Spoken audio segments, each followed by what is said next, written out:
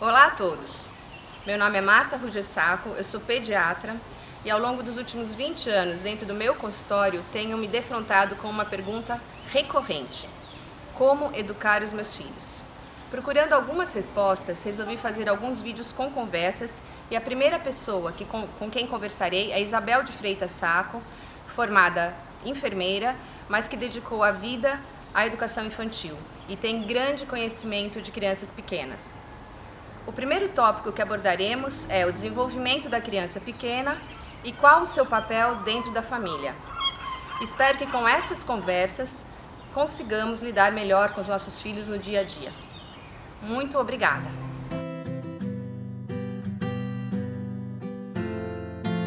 A gente já andou conversando bastante sobre uma grande mudança que aconteceu dentro das famílias em relação ao lugar da criança, né?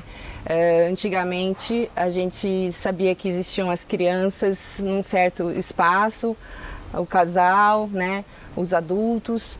E cada um tinha vidas assim, interligadas, mas meio separadas. Crianças com crianças, muitos irmãos, né? E agora o que a gente percebe são famílias menores, a criança muito no centro. E a criança, a gente percebe que é uma criança que tem menos limites, é uma criança mais mimada, praticamente não pode ouvir não, dita um pouco as regras demais, né? E existe um certo receio de contrariar, mas a criança é espetacular. Sou apaixonada pelas crianças, sei que você também é. Sei que elas são muito espertas e elas adoram quando a gente fica perdida, né? E quando a gente dá bastante espaço, elas fazem a festa e comandam mesmo. O que você acha dessa questão da criança como centro, muito empoderada, tomando muitas decisões, às vezes não sendo de fato apta a fazer isso, mas tomando esse lugar de pessoa que conduz a família? Realmente, nós estávamos num polo onde a criança não podia passar correndo na sala quando o pai estivesse presente, e hoje a criança é que comanda a família. Isso não é muito bom, nem para as crianças, nem para os adultos. Por quê? A criança começa a formar uma ideia de que ela é o centro do mundo e que aonde ela for, ela vai estar comandando. E se isto não for reorganizado, ela vai sofrer muito, porque no mundo lá fora não vai ser o rei, ela é rei na casa dela. Então o que precisa, o que eu sinto que é fundamental, os limites precisam ser dados. E deixar uma criança resolver qual é a escola que ela quer ir, qual restaurante que nós vamos comer hoje. Isso é um absurdo, porque a criança não tem capacidade de julgamento. Ela só vai ter isso depois dos 10, 11 anos, que ela começa a perceber, mas ela não tem capacidade de julgamento. Isso eu vi muitas vezes. Trouxe meu filho aqui porque ele preferiu essa escola. Quer dizer, a criança comandando. Naturalmente que tem momentos que a criança tem que optar, que ela precisa também aprender a optar. Então, em relação à roupa, por exemplo. Um dia é frio, mas a criança teima em ter uma roupa de verão. Então, a mãe, na véspera, já põe 3 roupas para ela escolher. E aí ela tem a capacidade de escolher entre as 3 próprias para o clima, que a mãe, com o seu bom senso e a sua sabedoria, ela vai escolher. Vai comprar um sapato. A mãe vai primeiro na loja, escolhe o sapato de acordo com o preço, de acordo com a qualidade, etc, etc. Quando a criança vai lá, ela vai procurar dentro de uma pré-seleção, aquela seleção que a mãe já fez, o que ela gosta. Então nós estamos atendendo a necessidade da criança de aprender a optar, porque precisa aprender a optar, mas dentro do bom senso da mãe, porque a criança não tem o bom senso. Ela não tem os conhecimentos não para tem poder fazer as opções. Exato, do que é bom, do que não é bom, né? Ela vai escolher um sapato de salto alto, colorido, de plástico, sei lá, porque o visual, né? Porque ela não tem... Porque a televisão manda usar aquelas sandálias, etc, etc. E a mãe, ela tem que respeitar que a criança é um indivíduo em formação, deve fazer suas suas escolhas dentro da escolha da mãe, ou seja, porque a mãe é o rumo, a mãe a mãe é a consciência da criança. Exato. Uhum. Né? A criança faz alguma coisa errada e diz: ai, eu não quero que a minha mãe, minha mãe soubesse disso. Quer dizer, a consciência dela está lá na mãe. Ainda não está nela, né? Está nela. É uma coisa muito interessante, você tem que dar uma liberdade, mas é uma liberdade muito vigiada. Cada vez mais você vai dando a liberdade, conforme ela vai se preparando para fazer as próprias decisões, mais próximo da pré-adolescência, adolescência. Porque também não seria nada bom se você simplesmente dissesse: você vai usar isso, isso e isso, por causa disso, disso, disso. Você pode ter todos os motivos para escolher uma roupa, escolher, mas você tem que dar uma mínima opção, né? Para não ser uma coisa sempre de... Porque nenhum pai, nenhuma mãe quer que o filho chegue aos 20 anos e venha perguntar para ele: que roupa que eu visto, mãe? Para onde que eu vou? Exatamente. Então você vai dando nós não queremos isso. O aprendizado das decisões gradualmente para essas crianças. Precisa disso, né? Então essas crianças que a gente está percebendo que são os centros que decidem, que fazem as decisões e que as pessoas não conseguem dizer não, as pessoas realmente fazem coisas assim, saem à noite para comprar coisas ou providenciam tudo muito rapidamente, não querem que aquela criança esteja frustrada de modo algum, né? E eu acho que isso é uma atitude muito que os adultos têm em relação à criança, né? Porque o adulto, ele não entende por que não satisfazer uma criança se às vezes as coisas são tão simples, é uma coisa que não custa você fazer. É por isso que eu acho que é tão importante que a criança se relacione com crianças, né? Porque as outras crianças não acham tão simples ceder, né? Exatamente. Então me diga sobre isso.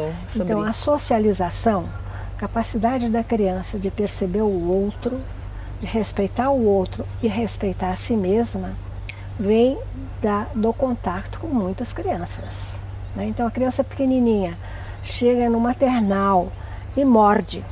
Por que ela morde? Porque ela está aprendendo a conhecer o mundo também através da boca. Enquanto ela está mordendo, a outra criança está sofrendo. O dia que ela levar a mordida, ela percebe que mordida dói. E aí começa a morder menos. Então é assim que acontece a socialização. Só no meio da criança. Criança com criança. Porque se ela bate, ela vai levar um tapa também. Na mesma intensidade ou mais.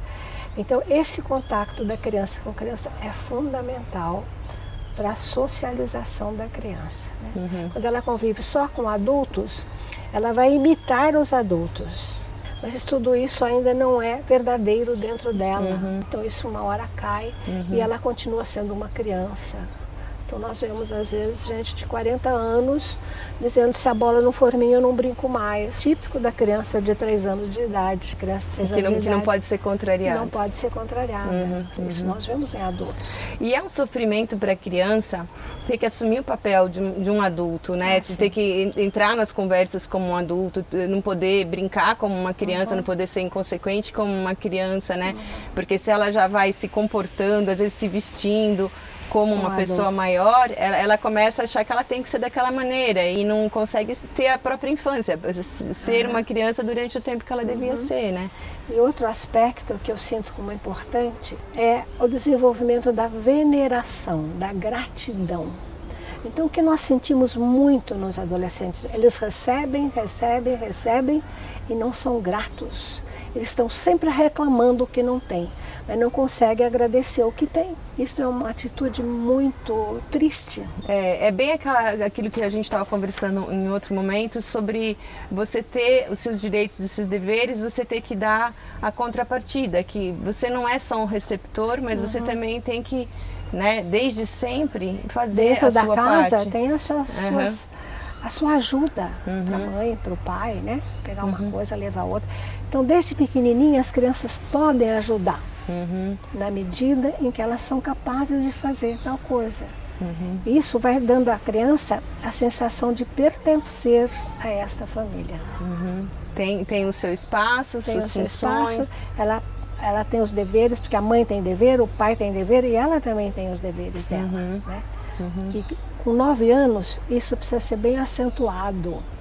Antes é mais na brincadeira, mais na leveza. Com 9 anos a criança tem que entender realmente pai tem dever, a mãe tem dever, e o dever dela qual é? Porque ela pertence a essa família, né? E convivendo assim, ela depois vai poder sair para o mundo e também saber Pronta. o seu papel Pronta para exercer o papel dela, para respeitar o papel do outro, né? E se fazer respeitar. Sempre perceber o outro. Eu acho que esse tipo de educação, onde você gira em torno de uma pessoa, ela deixa de perceber você, né? Todo mundo só percebe a pessoa, né? A criança. Ela se torna só o receptor mesmo. Só um receptor. Tá, e o que você acha que falta a gente fazer de fato pelas crianças? A gente tenta o tempo inteiro deixá-las bem, tudo, mas em relação a coisas básicas, por exemplo, você olhar nos olhos da criança, você tocar essa criança, abraçar e você ouvir essa criança, você ter tempo para essa criança. Como é que você acha que isso fica? Porque a gente dá muitas coisas, a gente permite muitas coisas, mas a gente está de fato muito presente? As crianças estão satisfeitas com a nossa presença de fato? Você acha que sim? Eu acho que não. Porque, por exemplo, olhar nos olhos, né? Teve um cientista no começo do século XX falou que os professores deveriam receber as crianças uma a uma na sala, olhando nos olhos. Por quê? Esse estudioso disse que é o eu do professor encontrando o eu da criança. Porque só nós, seres humanos, temos um eu. Os outros animais não têm. Então é muito importante isto. Então o encontro de um homem com uma mulher começa como? Pelo olhar. Então vejam quanto é profundo isto. E a criança, quando entra numa sala de aula e o professor olhou nos olhos dela, ela sente, a professora sabe que eu existo. Quando isso não acontece, aquela criança que é carente vai aprontar até o professor prestar atenção nela, nem que seja para brigar. Por bem ou mal, estou aqui e presta atenção. Olha, veja que eu existo, né? Então, no começo do século XX, houve esse comentário. É o encontro dos eus. No século XXI, foi descoberto pelos cientistas que o olhar da mãe na criança pequena faz com que as sinapses do cérebro aumentem. Isto quer dizer, aumento das percepções. Então eu sempre pergunto para os professores, para os pais, quanto custa olhar nos olhos de uma criança? Quanto custa? Porque hoje em dia é o dinheiro que manda em muitas coisas. Não custa nada. E ajuda tanto. A criança se sente amada. Ela pertence àquela criatura que olha nos olhos dela. Então, ouvir a criança é outra coisa importante. Então, quando a mamãe está lá lavando a louça e a criança chega da escola para contar uma história para ela, ela diz, pode contar que eu estou ouvindo. Não, mãe, olhe para mim. Fique na minha altura, né? Olhe para mim. Ela pega o rosto da mãe e vira assim. Olhe para mim. Então a criança está aprendendo a importância do olhar no olho, né?